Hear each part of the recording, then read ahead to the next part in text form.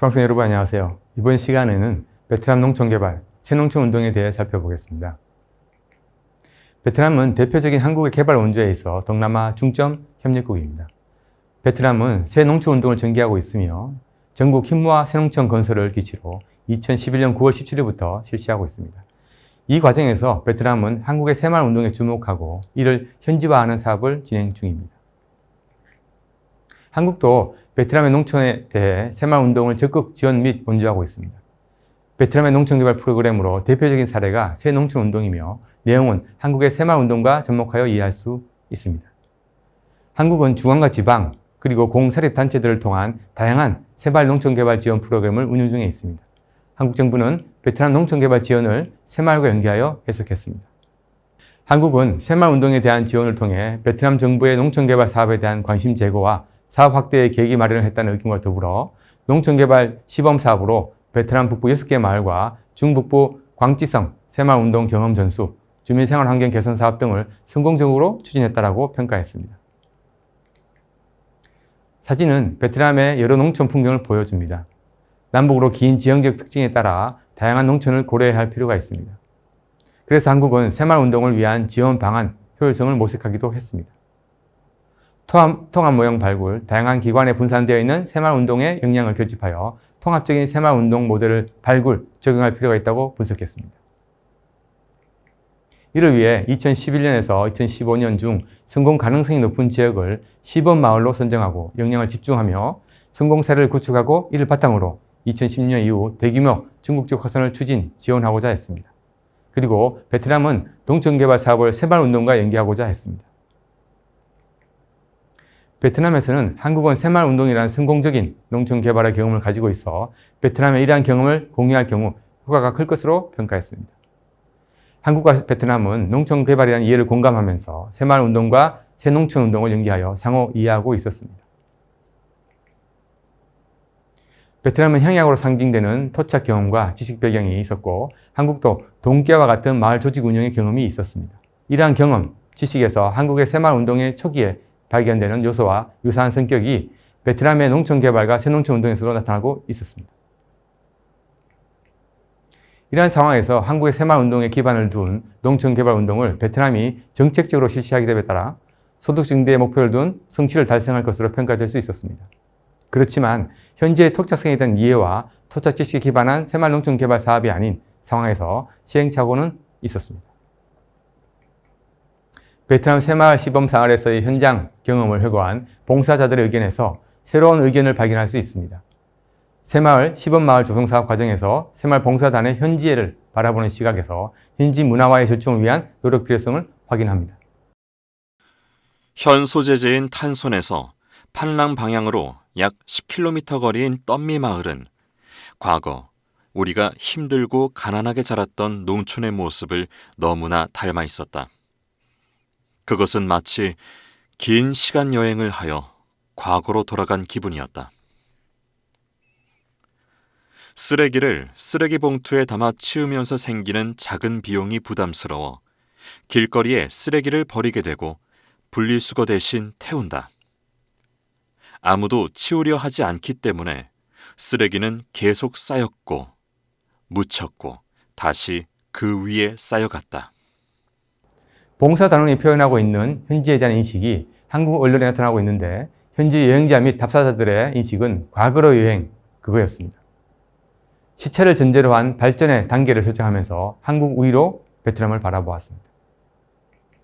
이러한 인식은 현지에서 쓰레기 분리수거 및 소각과 같은 일이 일상이 되지 않는 실상을 또 현실에 대한 이해 노력이 아닌 발전의 시각에서 한국 우위에서 분석하고 이해하고 있었습니다. 이러한 인식으로는 현지에 대한 이해와 공조에 도달하기에는 시간이 필요합니다. 봉사단의 현지에 대한 인식은 사진에서 보듯이 1970년대 새마을운동으로 정비된 토지와 현지의 정비가 필요한 들판을 바라보는 시각과 일치합니다. 그렇기에 여기에 바탕한 베트남 현지에 진행 중인 농촌개발 사업에 대한 평가가 있습니다. 엉망이었던 마을길이 깔끔하게 포장되고 제대로 갖추어져 있지 않던 농수로가 반듯하게 설치되는 모습을 볼 수 있었다. 통행이 편리해지고 깔끔해진 마을 모습에 주민들이 고맙다는 말을 전하기도 했다. 안길 포장과 농업 생산 증대를 중심으로 한 한국 농촌 개발의 경험을 그대로 적용한 성과였습니다. 이러한 사업 추진은 참여도 제고를 목적으로 인프라 구축 사업에 보다 집중한 측면이 있었습니다. 새마을 사업의 일환으로 주민 역량 강화, 환경 개선, 소득 증대를 추진했습니다. 그렇지만 이러한 시각과 한국 프로그램의 대입에 따른 현재의 시행착오가 분명 있었습니다. 사업을 진행하기 전에 우리의 의도와 방법 등 충분히 밝혔음에도 불구하고 그들은 이해하고 참여하려 하기보단 자기 자신의 이익을 추구하기에 더 힘을 썼고 개입하기를 원했다. 당연히 이익이 있어야 일을 하는 것이고 이익이 없는 일에 굳이 생활을 포기하며 일을 할 필요가 없는 것이다. 사업을 추진하는 과정에서 현지에 대한 이해의 필요성에 대해 밝히면서 사업 관리의 방향을 언급하고 있습니다. 결국 1970년대 새마을운동의 뿌리를 두고 만들어진 매뉴얼에 대한 현지 적응에서 지역적 특수성과 변화하는 시대상을 반영할 필요성을 보여줍니다. 한국 농촌개발 모델을 적용한 사업이 추진되었습니다. 사업 내용은 마을 안길에 대한 시멘트 포장, 마을 회관 신축을 비롯하여 소득 증대를 목적으로 한 염소 분양 사업은 물론 과수작물 재배도 추진했습니다. 이 사업 후기에 나타나는 평가도 유사했습니다. 아쉬움이 있다면 문화와 관습이 다르며 특히 정확한 어어 전달이 어렵다 보니 주민의식 전환 교육에 많은 계획을 수립했는데 추진하기가 힘들었다. 한국에서 제시한 모델을 현장에 부식 혹은 이식하는 과정에서 매뉴얼대로 적용하기에는 현장의 한계가 있음을 지적하고 있습니다. 여기에는 현지 환경에 적응 시간이 소요됨에 따라 현지의 문화와 현지인의 감정 및 인식에 대한 파악에 제한이 발생하고 있었기 때문이었습니다. 이러한 현지에서의 시행착오는 농촌개발 사업에 대해 이해의 차원에서 발생한 측면이 있습니다. 한국과 베트남 정부의 정책적 방향과 이해 일치에 따라 새마을운동을 활용한 새마을 농촌개발 프로그램을 적용하여 베트남의 새 농촌운동을 전개하였습니다. 이들 두 정책과 운동은 현장에서 혼용되고 또 수원국의 입장이 복잡하게 투사되고 있었습니다. 현지 주민들에게 있어서는 한국의 농촌개발운동, 그것이 새마을운동이든 아니든 주목하지 않으며 새로운 농촌 만들기 그 자체에 집중하는 경향이 있었습니다. 1970년대 한국의 새마을운동 경험에서 개발된 새마을 농촌개발 모델을 그대로 수원국에 적용 및 실시하기에는 한계가 있었던 겁니다. 개발도상국에 새마을을 접목시켰을 때 실패의 사례가 나오는 이유가 우리의 기존 새마을 방법을 변함없이 가지고 왔기 때문이라고 생각한다. 나라에 상관없이 예전 새마을의 그 방법 그대로 고집하였기 때문에 오히려 유동적이지 못하고 얽매여서 실패로 이어지는 것 같다. 현지에 적용된 농촌개발 프로그램과 현지의 신농촌운동을 위한 정책 사이의 이원적 인식과 접근 방식을 보여주고 있습니다. 수원국 입장에서는 공연국의 어떠한 다양한 프로그램이라도 수용하여 현지에 적용해 보는 데 있어서 제약이 없었습니다. 따라서 한국의 농촌개발 경험과 프로그램을 현지에 적용해 볼 수는 있으나 현지에서 한국적 농촌개발 매뉴얼을 고집할 이유는 줄어듭니다. 베트남에서 실시된 한국의 새마을운동에서 기인하는 농촌개발 프로그램은 성공적인 것으로 평가되고 있습니다. 여기에는 아시아의 유교 문화권이 지니고 있는 향촌사회 가치에 바탕을 둔 공동체 운영의 토착성이 작용한 부분이 있다고 할 수 있습니다. 이들 농촌개발 프로그램의 경제적 발전, 즉 소득 증대에 목표를 두고 있음에 따라 보고서에 담긴 계량 수치는 긍정적으로 나타납니다.